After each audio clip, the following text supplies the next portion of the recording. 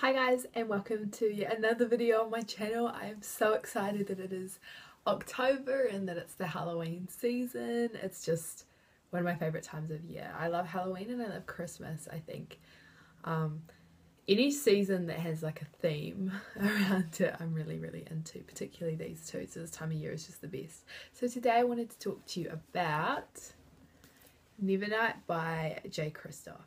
Now, I have read another Jay Kristoff book this year, actually. I read Illuminate, which is by Jay Kristoff and Amy Kaufman. And Jay Kristoff is an Australian author, which is pretty cool.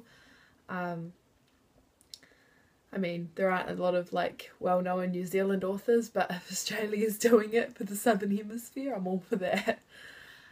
So this book is all about the main character, Mia, and she lives in this, I don't even know if it's, I wouldn't even say it's like dystopia, it's definitely fantasy, and she lives in this place, in this world, and it's really corrupt. And so when she was a young child, her father was hung right in front of her for almost no reason, and her mum gets sent away to this like island where she has her and her baby brother, and they get sent there to this like prison island, and it's awful, and basically the only way you can get out is by killing your way out, like it's like some sort of contest, and she's kind of like abandoned and then left to kind of figure out what to do next. So basically Mia's response to this is to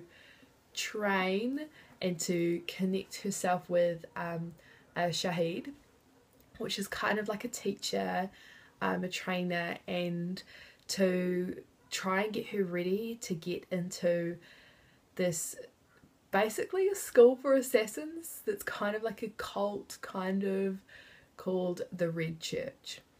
So she connects with this person and she starts to train up and get ready to go there, and ends up on this journey of what it's like to try and not only find a school for assassins, because it wouldn't be easy to find, but to actually become a part of it and to actually become an assassin, or what they call them is blades. So something that's really special about Mia is that when she was younger, there was something different about her, and she drew to her shadows and could almost control and manipulate shadows, not like in a really big way, but in a kind of subtle and small way. And she drew this kind of spirit or presence to her that was kind of, is often called in the book the non-cat, but so I think it kind of like, like looks like a cat, but it's like a shadow, but it doesn't have eyes and stuff. It's just like the shadow of a cat that kind of stays with her, who she calls Mr. Kindly, and they kind of build this relationship, and because she can manipulate the shadows and she kind of is special in that way, and he is a shadow, but we don't really know that much about him. He's kind of suspicious, and she's very unique. There's not really anyone else out there like her. So I just have to say that this book was, in the beginning, was a very challenging book to read. And what I mean by that was that it's quite high fantasy. It's a little bit out of my depth in terms of I'm just getting into fantasy like this year. But I also am older, and so I find some of the things, like I have a lot more patience with books, being like an older person, so I can kind of just stick with it until I start to get it. It throws you straight into the world with this kind of interesting writing style of going back to the past, to the present, back to the past, back to the present, without telling you that's what it's doing. You have to like figure that out. And then there's these footnotes in the book. I'll see if I can find a page with footnotes. Oh, here we go. So as you can see, there's the text here and then the footnotes down the bottom. And I'm not 100% sure, but I'm pretty sure the way the story is told is it's about Mia, kind of from like what she's feeling and experiencing, But the footnotes, I think, are Mr. Kindly the shadow, and they're really funny. There's a lot of banter in there. The world the world gets explained in more detail down there, and you kind of have the option to read without the footnotes or read with them, depending on if you really care about the details of the world and things like that. But I loved reading the footnotes. I wasn't super into it in the beginning because it was a lot of world building and a lot of information. But I loved, as it went on, that we got a lot more personality from Mr. Kindly, and we get to know the relationship between him and Mia a little bit better. Something really cool about that relationship is Mr. Kindly kind of feeds on Mia's fear. So she might feel anxious or worried about something, or a normal person would, but he feeds on that so she doesn't feel that way, which means she's a lot more fearless, a lot more bold.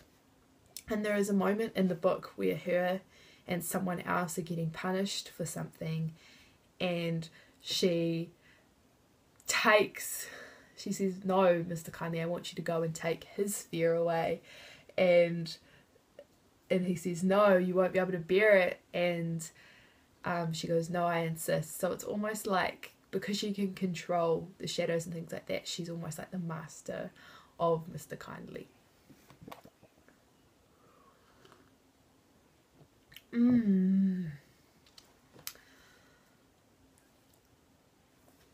There were a couple of really interesting relationships put into this book. The interesting one between her mentor in the beginning, I think his name's Mercurio or something. Their relationship between like student teacher, like mentor and mentoree, was really cool. I really liked that. I actually connected it quite a bit with that because I myself have a mentor who I work with, who's taught me all the things I know about what I do, and he's older, and we kind of have this like, it's almost like that kind of relationship is almost like a fatherly daughterly kind of relationship, but also like actually just friends, and you have a lot in common, and you just kind of get each other and stuff like that. So I really liked that relationship. I found the relationship between there wasn't really a strong kind of pull or relationship between Mia and the rest of her family. You kind of knew that she was in the school for assassins to avenge her family, like her mum and dad and her brother, and to really, she had like a list of people like kind of like that she would go through and hope that she would kind of get revenge on those people and be able to kill them once she finally got the skills she needed from the assassin school to do that. That was like her life's mission. But I don't really get like the strong relationship between her and her parents.